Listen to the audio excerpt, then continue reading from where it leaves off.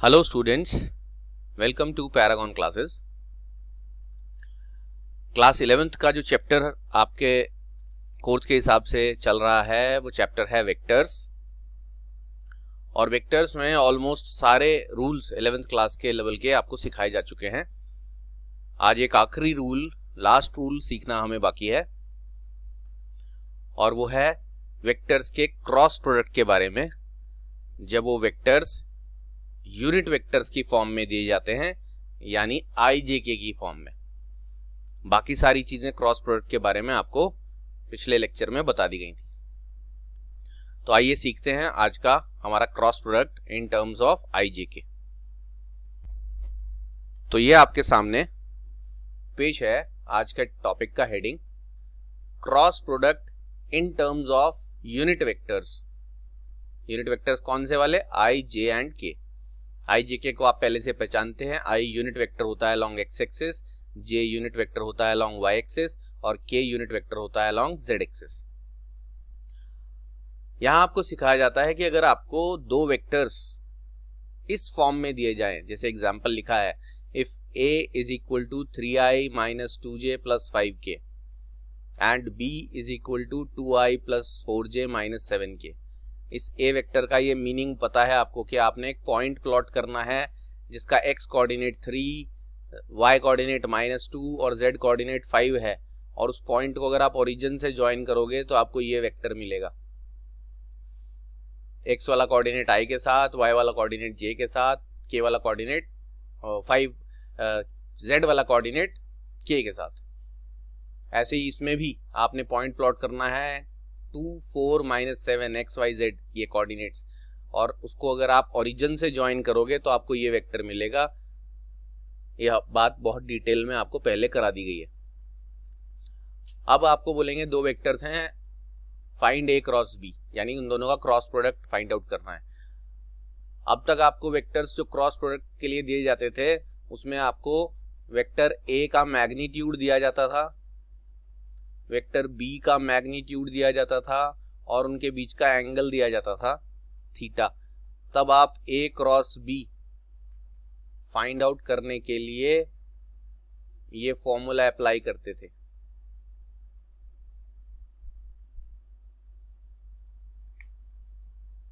लेकिन यहां पर आपको वेक्टर A का मैग्नीट्यूड नहीं, पूरा वेक्टर दिया है इन टर्म्स ऑफ IJK।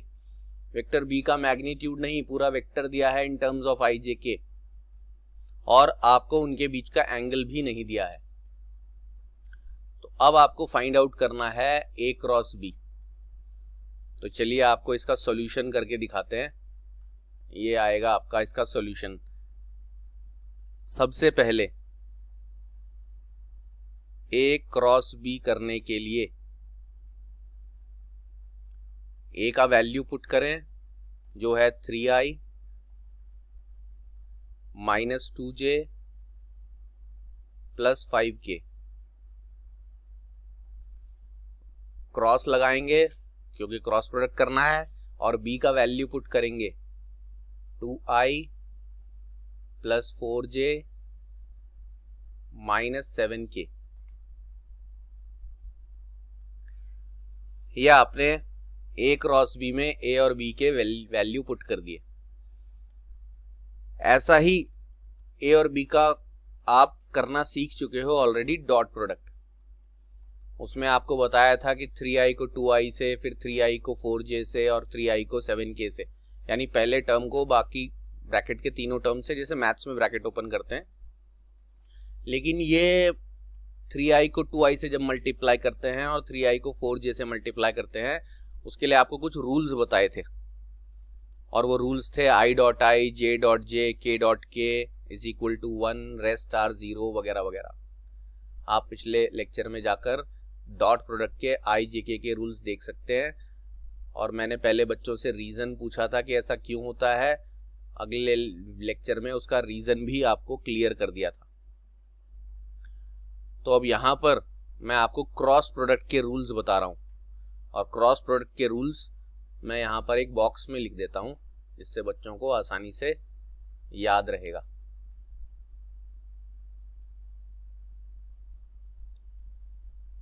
ये आपका एक बॉक्स बना दिया गया है, इसमें आप क्रॉस प्रोडक्ट के रूल्स लिखोगे। क्या है क्रॉस प्रोडक्ट के रूल्स, वो यहां लिख रहा हूं। आई क्रॉस आई, जे क्रॉस जे और के क्रॉस के, क्रॉस लगाना है, के क्रॉस के हमेशा 0 होगा। ये रूल इसलिए बताया जा रहा है कि आपको यहां ब्रैकेट में जब ओपन करके मल्टीप्लाई करना पड़ेगा तो 3i को 2i से जब आप मल्टीप्लाई करोगे तो 3 2 जा तो आप 6 बोल सकते हो, लेकिन i का i के साथ क्रॉस प्रोडक्ट भी करना पड़ेगा, j का j के साथ भी करना पड़ेगा, k का k के साथ भी करना पड़ेगा, तो वो सारे क्रॉस प्रोडक्ट्स खुद के साथ 0 होते हैं। इसका रीजन जानने के लिए आपको वेक्टर के क्रॉस प्रोडक्ट की प्रॉपर्टीज जो पिछले लेक्चर में बताई गई थी वो देखना है। अगर फिर भी किसी बच्चे को इसका रीजन कि वाई आई क्रॉस आई जे क्रॉस जे के क्रॉस के 0 क्यों होता है ऐसा समझ में नहीं आ रहा है, या उस प्रॉपर्टी को देखने पर भी रीजन पता नहीं चल रहा है, तो वो मुझसे संपर्क कर सकते हैं, कॉल कर सकते हैं, क्योंकि उन प्रॉपर्टीज में इस चीज का रीजन पहले ही बता दिया गया है। तो एक बार ये चेक भी हो जाएगा कि बच्चों ने वो प्रॉपर्टी सीखी है या नहीं सीखी है। तो ये रूल आपको बता दिया। अब इसके सीखने के बाद आपको जब आप क्रॉस मल्टीप्लाई यहां पर करोगे तो आई को आई से तो करना ही पड़ेगा, आई को जे से भी करना पड़ेगा, जे को के से भी करना पड़ेगा, जे को आई से, ऐसे अदर वेक्टर्स को भी, सेम वेक्टर्स को क्रॉस प्रोडक्ट करने के साथ साथ अदर वेक्टर्स को भी करना पड़ेगा। तब आपको क्या करना है कि आपको पता लगाना है आई क्रॉस जे क्या है। लेट अस सपोज आपका ये सिचुएशन आ गया, आई क्रॉस जे क्या है, जे क्रॉस के क्या है। तो इसके लिए रूल बड़ा कंफ्यूजिंग हो जाता है, इसलिए मैं एक बच्चों को आसान तरीका बता देता हूँ, और वो आसान तरीका बताने के बाद रिप्लाई भी करके जो है इसका क्वेश्चन का रिप्लाई जो सॉल्यूशन है वो करके दिखाऊंगा, और ऐसा क्यों होता है ये दोनों के रीजन, इस वाली चीज का रीजन और अब जो रूल लिखने जा रहा हूं उसका रीजन आपको वैसे तो मैंने प्रॉपर्टीज में बता दिया है, लेकिन फिर भी किसी को अगर ये दूसरा रीजन भी समझना आए तो मुझे कांटेक्ट करेंगे, उनको 1 मिनट में याद दिला दिया जाएगा कि कौन सी प्रॉपर्टी से ये रीजन आया है।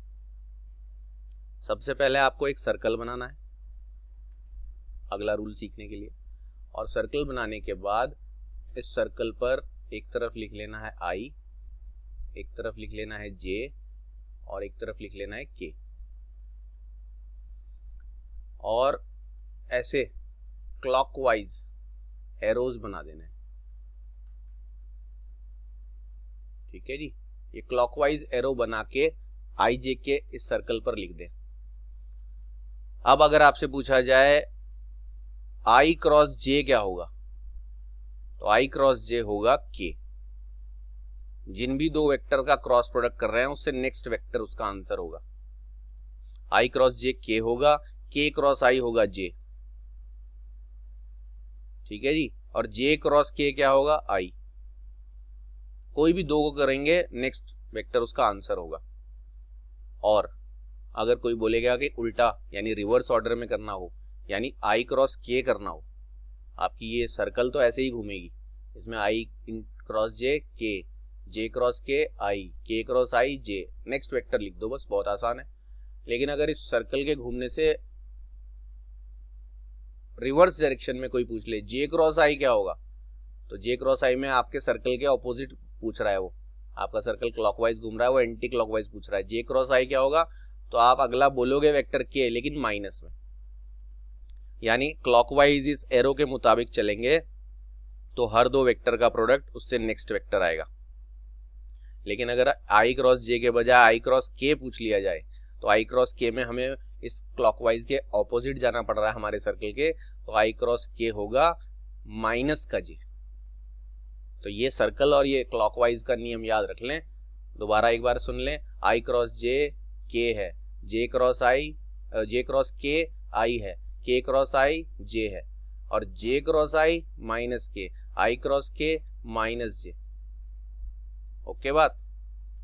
अब आते हैं इस क्वेश्चन के सॉल्यूशन पर, जहां ये रूल आपको फिट करके दिखाते हैं। ये लो जी, 3i को 2i से मल्टीप्लाई करेंगे तो 3 2 तो 6 हो जाएगा, लेकिन i क्रॉस i जब आप करोगे तो 0 आएगा, और 6 0 0 करेंगे तो ये पूरी चीज गायब हो जाएगी। जब बच्चे थोड़ा प्रैक्टिस हो जाएगी तो ये डायरेक्टली 6 इंटू 0 ना लिख के 3i इंटू 2i 0 डायरेक्टली भी कर सकते हैं। अब बारी आती है 3i को 4j से मल्टीप्लाई करना है। तो 3i को 4j से मल्टीप्लाई करने के लिए पहले 3 इंटू 4 करेंगे तो आपका क्या आएगा 12, और फिर i क्रॉस j भी तो करना है, और i क्रॉस j अभी क्या बोला, i क्रॉस j है k, तो आपका यहां पर आ जाएगा 12k, और ये प्लस का 12 क्या आएगा, क्योंकि 3 4 12 भी प्लस का है और i क्रॉस j भी करेंगे तो प्लस का k आ रहा है, k के ऊपर कैप लगानी चाहिए। उसके बाद आप 3i को 7k से भी करोगे, दिखा देता हूं मैं बनाकर फिर से। अभी 3i को 4k से किया था, अब 3i को तीसरे नंबर यानी 7k से -7k से करेंगे, ये रहा। तो आपके पास 3 इंटू -7 क्या आएगा, 3 7 से 21 होता है, लेकिन 7 माइनस का है तो साइन माइनस बन जाएगा, और i इंटू k भी करना होगा, 3 को 7 से, i को k से, i क्रॉस k, ये देखो अब i क्रॉस j नहीं i क्रॉस k पूछ रहे हैं, तो i क्रॉस k में आपको साइक्लिक यानी क्लॉकवाइज के रिवर्स जाना पड़ रहा है। i क्रॉस k जो है वो j होगा, लेकिन माइनस का j, तो j अब आप माइनस का जब लिखोगे तो वो माइनस का j और ये माइनस का 21 ये प्लस हो जाएगा। तो पहले नंबर को 3i को आपने 2i से भी कर दिया, 3i को 4j से भी कर दिया, 3i को 7k से भी कर दिया, और पहले 3i को 2i से करने पर 0 आया, बाकी दोनों नंबर एज इट इज लिख दिए। अब बारी आती है, जो हो चुके हैं उनको हटा देते हैं, ये हटा दिया। बारी आती है अब -2i की, -2j सॉरी, -2j ये सेकंड जो टर्म है, -2j को फिर से 2i से भी, 4j से भी और 7k से भी करना पड़ेगा। तो पहले -2j इंटू 2i करते हैं, -2 इंटू 2 ये होगा -4, और फिर j cross i, j cross i, देखो आप i क्रॉस j करते तो क्या आ जाता, j क्रॉस i कर रहे हो तो आना तो k ही है, लेकिन माइनस का, तो फिर से यहां जब आपका माइनस का k आएगा तो माइनस माइनस क्या हो जाएंगे, प्लस हो जाएंगे। तो आपका 2j को 2i से किया, ये +4k आ गया। अब -2j को, इस -2j को 4j से करना पड़ेगा, पहले वाले से तो कर दिया, सेकंड से भी करना पड़ेगा, थर्ड से भी। तो -2j को 4j से करेंगे तो j क्रॉस j 0, 2 4 8 तो होगा ही माइनस का, लेकिन j क्रॉस j 0 आ गया। अभी मैं लिख रहा हूं जिससे बच्चों को कंफ्यूजन ना हो हर टर्म का मल्टीप्लिकेशन, बाद में आपको जब डायरेक्टली करेंगे तो ये लिखने की जरूरत नहीं कि 0 कैसे आया, j वाले को j से करेंगे तो पूरी टर्म 0 हो जाएगी। उसके बाद अब फाइनली ये 2j को 7k से भी करना है, -2j है और -7k है, तो पहले -2 इंटू -7 करेंगे, क्या आएगा, प्लस का 14, प्लस 14 आने के बाद j इंटू के भी तो करना पड़ेगा, 7 2 तो 14 हो गया, और j इंटू के, देखो j क्रॉस के जब करेंगे तो i आएगा, क्योंकि वो क्लॉकवाइज ही नेक्स्ट वेक्टर चल रहा है। कोई भी दो वेक्टर को क्रॉस प्रोडक्ट करके नेक्स्ट वेक्टर आता है ijk के ऑर्डर में, क्लॉकवाइज में प्लस, एंटी क्लॉकवाइज में माइनस। तो अब आपका 2j का भी कंप्लीट हो गया, 2j वेक्टर तीनों से मल्टीप्लाई करके ये आ चुका है। अब 2j के बाद तीसरी ऑप्शन क्या आती है, अब 5k 5k को इससे भी मल्टीप्लाई करना है पहले, और फिर 5k को इससे भी, और 5k को थर्ड टर्म से भी। तो पहले 5k को 2i से मल्टीप्लाई करते हैं। 5 2 जा 10 होता है प्लस का, और k इंटू आई, k इंटू आई j होता है, k क्रॉस आई कहना चाहिए, k क्रॉस आई j होता है, तो प्लस का 10j। उसके बाद क्या किया जाएगा, 5k को 4j से भी मल्टीप्लाई करना होगा। ये लो जी, ये वाला फर्स्ट टर्म, 5 4 जा 20, और k इंटू j, देखो k क्रॉस j करेंगे तो हम रिवर्स जा रहे हैं, आएगा तो आई लेकिन माइनस का, तो माइनस का आई कर दिया। और फाइनली क्या है, 5k को आप फिर 7k से भी मल्टीप्लाई करोगे, तो 5k को जब आप 7k से मल्टीप्लाई करोगे तो 5 7 जा तो 35 होगा, वो भी माइनस का, और k क्रॉस k 0 होगा, तो ये चीज 0 हो जाएगी। अभी पहला बार है ये, पहली बार, तो इसलिए मैं 0 और ये सब मेंशन कर रहा हूं, आगे इसको मेंशन करने की जरूरत नहीं है, डायरेक्टली भी कर सकते हैं। अब इस पूरे स्टेप में हमने हर एक टर्म को ब्रैकेट के जो सेकेंड ब्रैकेट है उसकी हर एक टर्म से मल्टीप्लाई कर दिया, फर्स्ट टर्म को तीनों से, सेकेंड टर्म को तीनों से, और थर्ड टर्म को तीनों से, और रूल याद रखते हुए, ये है वो रूल, आई क्रॉस आई, जे क्रॉस जे, के क्रॉस के 0, और आई इंटू जे, आई क्रॉस जे के होता है, जे क्रॉस के आई होता है, के क्रॉस आई जे होता है, रिवर्स में करेंगे तो माइनस आएगा। अब आपकी जो सेकेंड लाइन है, वो सेकेंड लाइन जरा गौर से देखें, यहां 6 इंटू 0, ये 0 हो गया, इसको गायब कर दें, बचेगा सिर्फ 12k plus 21j plus 4k। 8 into 0 ये गायब कर दें, 8 0 0 होगा, प्लस 14k प्लस 10j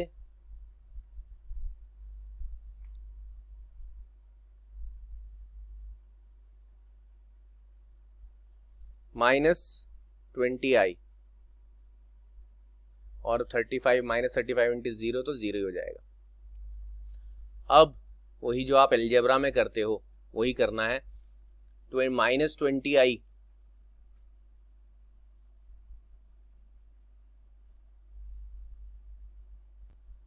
और प्लस 14i, ये देख रहे हैं दोनों, माइनस 20i और प्लस 14i। आई वाले टर्म को आई के साथ सॉल्व कर लें, जे वाले टर्म को जे के साथ सॉल्व कर लें, और के वाले टर्म को के साथ सॉल्व कर लें। तो सबको इतना अलजेब्रा और इंटीजर्स के हिसाब से पता है कि माइनस 20i और प्लस 14i ये होगा आपका माइनस 6i। तो ये दोनों सॉल्व हो गए। उसके बाद जे वाली टर्म्स, 10j यहाँ पर है और 21j यहाँ पर है, तो प्लस का सॉल्व करके कितना आएगा, 21 प्लस 10 31j। और फिर k वाली टर्म्स को सॉल्व करें, 4k यहाँ है, 12k यहाँ पर है, 12 प्लस 4 कितना होगा, 16k। ये जो आपका वैल्यू आ गया है minus 6i plus 31j plus 16k, ये आपका आंसर आ गया है a और b के क्रॉस प्रोडक्ट का। और देखो इस वेक्टर में, ये भी एक वेक्टर है क्योंकि इसमें ijk है, इस वेक्टर में ijk होने का मतलब क्रॉस प्रोडक्ट से जो आंसर आता है वो एक वेक्टर क्वांटिटी होती है। जब आप इसी फॉर्म के दो वेक्टर्स का डॉट प्रोडक्ट करते थे तो आपका आंसर जो है वो एक स्केलर क्वांटिटी आता था, वो क्वांटिटी में ijk नहीं होते थे, प्योर एक नंबर आता था। तो इस लेक्चर में आपने ये देख लिया है कि i और j और k की फॉर्म में जब वेक्टर्स दिए जाते हैं तो उनका क्रॉस प्रोडक्ट कैसे किया जाता है। यहां तक के हिसाब से आपका जो फॉर्मूले सीखने वाली बात है वेक्टर्स के बारे में जो भी रूल्स एंड रेगुलेशंस आपको सीखने थे, जो आगे अप्लाई होंगे, वो सारे फिनिश कर दिए। अब हमारा इस वेक्टर में एक पार्ट बचता है, एक क्लास बचती है, सिर्फ आखिरी क्लास, वो अलग से कराएंगे हम, क्योंकि उसका इस पूरे जितनी वेक्टर की क्लासेस हुई हैं, इस पूरे कॉन्सेप्ट से डायरेक्टली कुछ लेना देना नहीं है। वेक्टर से तो लेना देना है ऑब्वियसली, लेकिन जो ये फॉर्मूले और रूल्स रेगुलेशंस आपने सीखे हैं, इनसे उन क्वेश्चंस का कोई लेना देना नहीं है। वो स्पेशल टाइप के क्वेश्चंस हैं, एनसीईआरटी और सारी किताबों में होते हैं, इसलिए वो आपको अलग से सॉल्व ही करवाए जाएंगे, डायरेक्टली उनको बच्चों को ट्राई करने के लिए नहीं दिया जाएगा। तो वेक्टर्स में जितना फॉर्मूले, रूल्स और वो सारी चीज़ें जो सीखनी थी वो आपने अब तक सीख ली हैं, सारी क्लासेस खत्म हो चुकी हैं। एक फाइनल क्लास में हम कुछ स्पेशल टाइप के न्यूमेरिकल्स के लिए आपको मिलेंगे नेक्स्ट क्लास में, वो होगी वेक्टर की फाइनल क्लास। तो तब तक के लिए good bye and take care. इसके क्वेश्चंस आपको पहुंचा दिए जाएंगे क्रॉस प्रोडक्ट तक के सारे क्वेश्चंस। अभी कुछ पेपर मैंने ऑलरेडी वेक्टर्स के बच्चों को भेज भी दिए हैं, इसके बाद भी आज या कल में आपको पेपर पहुंच जाएगा, उसकी प्रैक्टिस करें और वेक्टर्स को रिवाइज करते रहें। अगला चैप्टर जब शुरू होगा तो वेक्टर्स बहुत काम आएगा आपका। तो तब तक के लिए good bye and take care.